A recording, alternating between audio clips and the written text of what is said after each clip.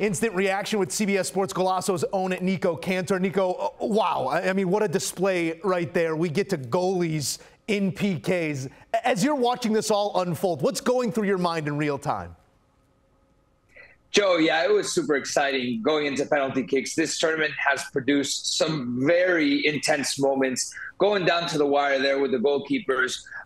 Actually, the penalty kicks for the entire team, except the 2 or 3 players that missed, they were high-quality penalty kicks. And it had to come to this. Nashville put on a really great performance, especially in the second half. They took control of the game. Inter Miami tried to do their thing in the first half where Messi scored a wonder goal again. An incredible performance throughout the entire Leagues Cup. And, well, it's kind of a coin flip in penalty kicks, and Inter Miami comes out victors. To go to the dot and do what those guys did is impressive. But on the Inter side, to do it and remain focused after what they had to see in extra time, Campana with the chance, catching the post late. What did that tell you, and how impressed were you by the resolve of this Inter Miami team to play past this moment and then go into PKs and, as you said, deliver the type of quality they did? Yeah, this was a crazy moment because it was literally the last play of the game, dying seconds, where Leo Campana had an opportunity to ice it.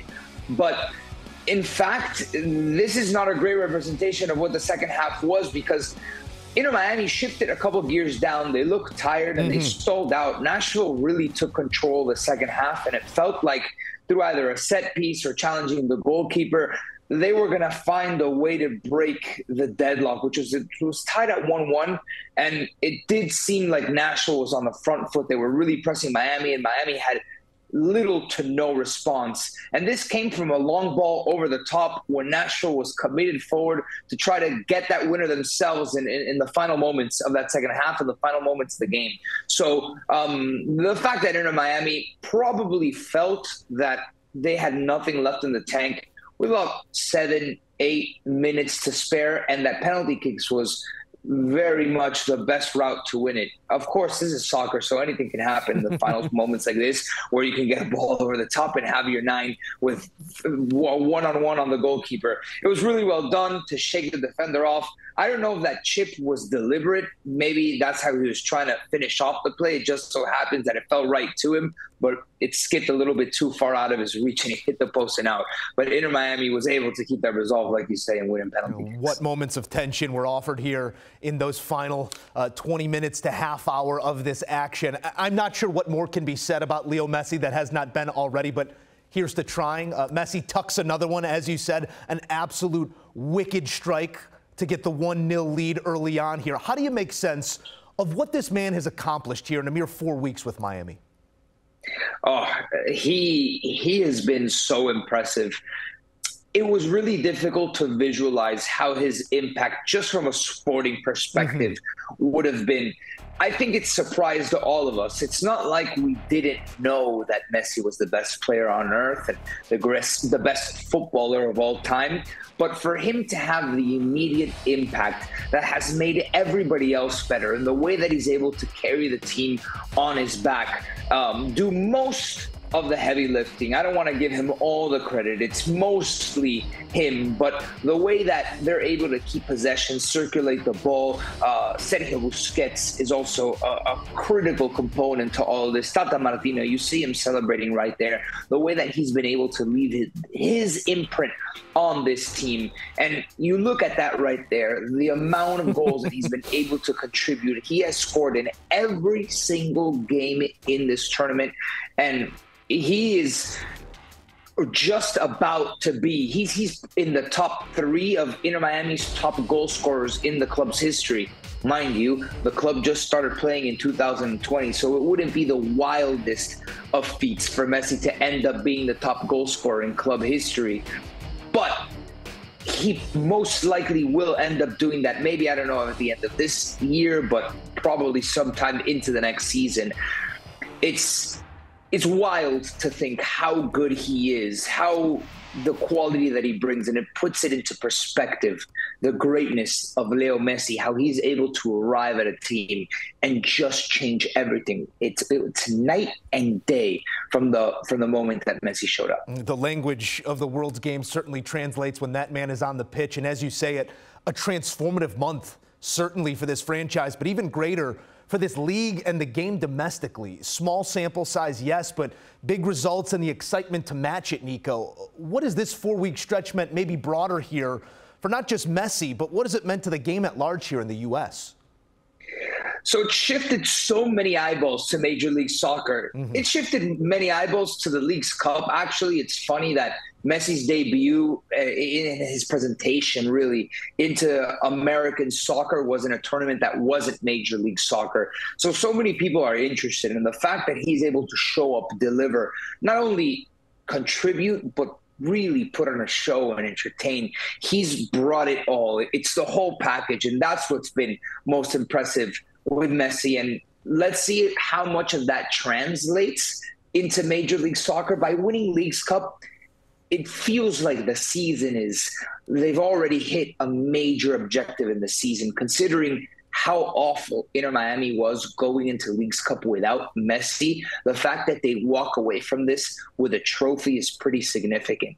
They've got US Open Cup coming up, which is a domestic cup where many tiers of American soccer play each other, and that's on Golazo Network. So if you guys want to tune in on Wednesday, we'll be there in Cincinnati. It's against one of the best teams in Major League Soccer. So Messi's competitive drive will take him to win and try to win and compete in every tournament that's available for Inter Miami. They are already in the semifinal. They got to a semifinal without Messi. So you could add the League's Cup and potentially a U.S. Open Cup. He's just 2 games away. So that game's going to be on Wednesday on CBS Sports Golazo Network. We're doing an entire coverage around that. It should be fun. And then at the weekend, MLS picks up again. They have 12 games left, and it's going to be that also would be probably the most impressive feat. Winning, I would be more impressive. Inter Miami makes the playoffs because they sit last in the East and a large stretch away from a playoff spot. That would be more impressive over 12 games that they can get just enough points to make that playoff cut. It cannot be said loud enough. Again, that next match coming your way on the Golazo Network right here on Wednesday. So not much time to celebrate here for Inter as they hoist a trophy and look to do so once again. As you project this side forward, not just at the U.S. Open Cup, but throughout the remainder of the MLS schedule, how do they look in your eyes? It's hard to see them as anything but inevitable, as Leo Messi was referred to as here. Do you expect the opposition to get keen to this side in some way or another, or do you expect domination to continue here?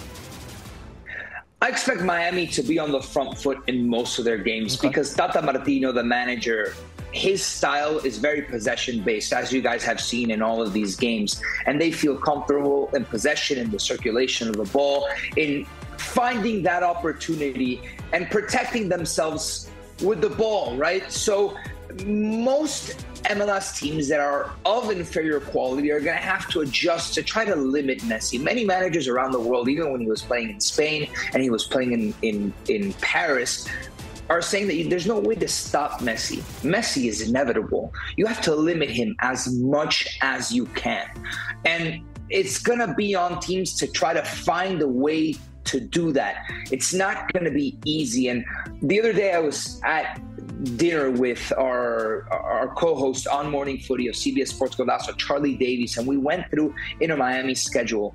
Most of the games are winnable. They're accessible games, but you need to do more than just win the games you're supposed to win. There's certain games on the road. They travel to LAFC, for example. They also travel to Atlanta United, where they have a turf field at the Benz. Then they host FC Cincinnati in league play. There's a couple of games there. You need to win the games that on paper are supposed to be either draws or losses, because you guys just saw the league table. They are so far behind. They have 18 points. They have a lot of ground to make up. And usually MLS teams don't flip the switch like Inter Miami has. Like I'm not going to say usually.